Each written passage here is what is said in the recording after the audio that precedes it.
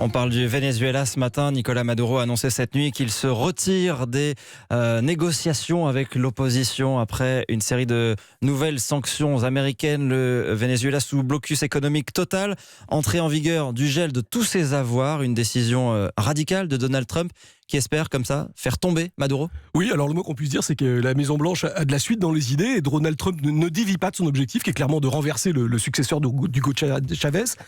La solution électorale n'a pas fonctionné, puisque les partisans du chef de l'État, Nicolás Maduro, n'ont jamais reconnu la victoire dans les urnes du chef de l'opposition, Juan Guaidó, qui s'est tout de même proclamé président, avec le soutien du Parlement, l'appui de la plupart des pays occidentaux, de l'Europe, de l'Amérique latine. Ça, c'était le 23 janvier dernier.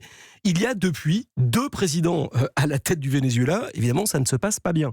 Des manifestations, des grèves ont été déclenchées dans la foulée des élections, avec l'espoir de renverser Nicolás Maduro, mais elles ont été brutalement réprimées et n'ont donc pas débouché.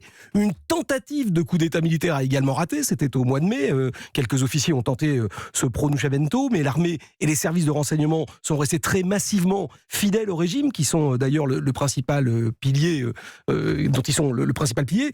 Et suite à cet échec, donc effectivement, des négociations avaient été ouvertes entre les 2 présidents à la Barbade, sous médiation de la Norvège, mais ça traînait en longueur. Nicolás Maduro campait sur ses positions sans la moindre envie de lâcher le pouvoir, d'où ce passage à une stratégie d'asphyxie économique par Donald Trump. Et ces sanctions, est-ce qu'elles ont la moindre chance de faire tomber Maduro ?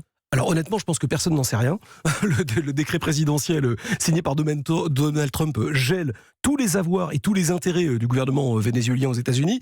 Mais en fait, il n'y a jamais eu d'intérêt des dirigeants vénézuéliens aux États-Unis, parce qu'ils ont préféré placer leur argent en Chine, en Russie ou à Cuba, dans des pays qui les soutiennent et qui ne sont pas particulièrement sensibles aux pressions économiques des États-Unis.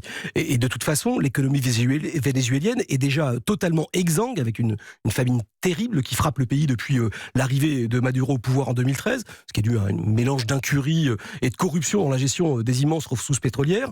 Le Venezuela est donc déjà en complète banqueroute, ruiné par une hyperinflation, incapable de payer ses importations de nourriture, et c'est une catastrophe absolue, puisque plus de 3 millions de personnes ont pris la route de l'exil, ce qui fait quand même 10% de la population. C'est énorme. Et cette crise ne touche pas que ses dirigeants, bien sûr.